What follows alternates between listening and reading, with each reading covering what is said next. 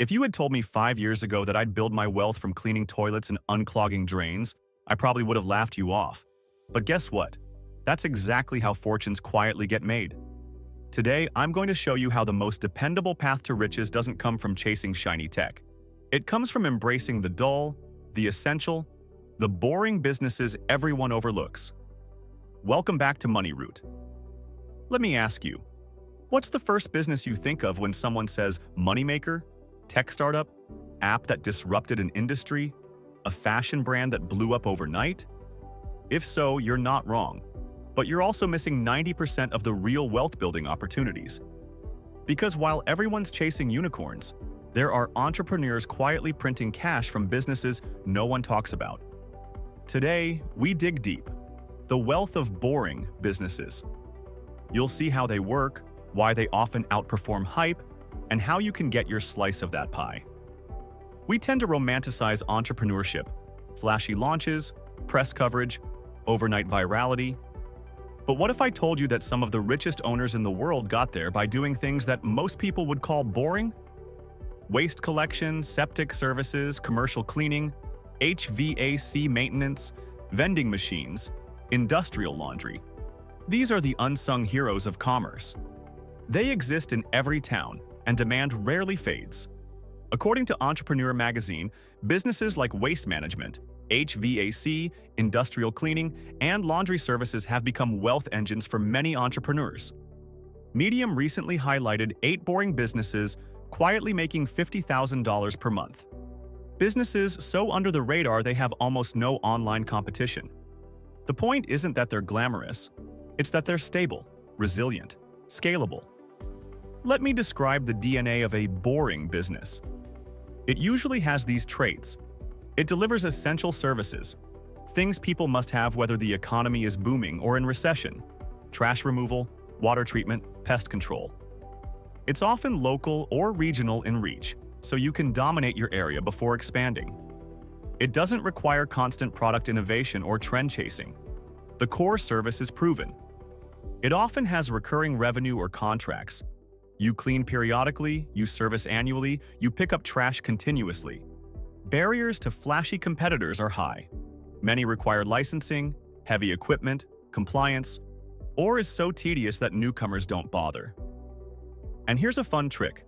Spotting a fax machine, or paper order forms, or lack of digital systems. Those are signs you're in a sleepy sector, ripe for modern upgrades. Because while many business owners in these niches are doing good enough work, they're not optimizing. A smarter operator who brings in systems, reliability, customer service, efficiency, that's who beats the field. In short, boring business equals less hype, more margins. They give you space to build properly. Let's walk through 3 real examples that show how boring sectors create wealth, and the lessons in them. A. Medical equipment cleaning, specialty sanitation. One of the quiet winners featured in the Medium list is medical equipment cleaning services, those behind-the-scenes firms that sterilize, maintain, and clean medical devices in hospitals and clinics. Lesson: niche specialization with compliance barriers helps you charge premium. If you can satisfy high standards, clients stick with you. B. HVAC and property maintenance. Many owners in HVAC or property services report multiple 7-figure years. In an online forum, someone described their HVAC firm with about 5 employees pulling in $3 million in revenue last year. Now, that's revenue, not pure profit, but it shows the scale. Lesson: controlling service territory, offering maintenance contracts, cross-selling upgrades, that's how you stack value. Also, recurring revenue from servicing is more reliable than one-off installations. C. Waste management and commercial cleaning. These are classic dirty but dependable plays. Waste collection contracts, dumpster services, industrial cleaning contracts. Clients are often businesses, municipalities, or manufacturing setups. The barrier for new entrants is high. You need trucks, scheduling, compliance, logistics. Entrepreneur's article calls waste and cleaning among unsung hero industries for millionaires in 2025. Also, Passionates lists waste, self-storage, pest control, etc., as standard boring business models. Lesson: scale via geography, diversify service tiers, basic, premium, emergency, and standardize operations. Each new contract adds incremental income with relatively low incremental costs. Now, beyond this is stable, there are deeper advantages. Resilience in downturns. When people cut spending, they may skip eating out, but they won't skip sewage pumping or basic cleaning. Essentiality is your defense. Cash generation and reinvestment. Because you aren't burning cash on marketing, hype, or flashy launches, you often generate free cash flow faster, and you can reinvest into growth. Asset plus brand value. Over time, your fleet, your systems, your contracts, your trained workforce become assets you can sell or pass on. You're not just selling sweat, you're building structures. Entrepreneur emphasizes how these businesses build value through assets and systems. Scalability via replication. Once you nail operations in one city or region, you can replicate the model elsewhere. New trucks, same playbook. Growth becomes modular. Less hype, fewer distractions. You don't need press attention, scale at any cost growth, viral marketing campaigns. You compete on execution and service reliability, which is sustainable. Many players in these industries are comfortable being good enough, so you can differentiate simply by being better. Okay, this is where the rubber meets the road. How do you get into a boring business and build real wealth? Here's a play-by-play. Step 1. Pick a niche you can dominate locally. Study what's already in your city. What essential services are under-delivering? Could it be septic cleaning, pressure washing, waste hauling, pest control, commercial cleaning? Pick one where you can get attention by doing the basics well. Step 2. Learn from insiders. Talk to small operators, even part-time owners. Learn their pain points, cash flow, customer acquisition, regulatory hurdles. Use that to design improvements. Step 3. Build systems early. Don't scale manually. From the start, incorporate scheduling software, CRM, automated billing, quality systems, training materials. One of the biggest gaps in boring industries is lack of systems. Step 4. Win contracts and recurring revenue.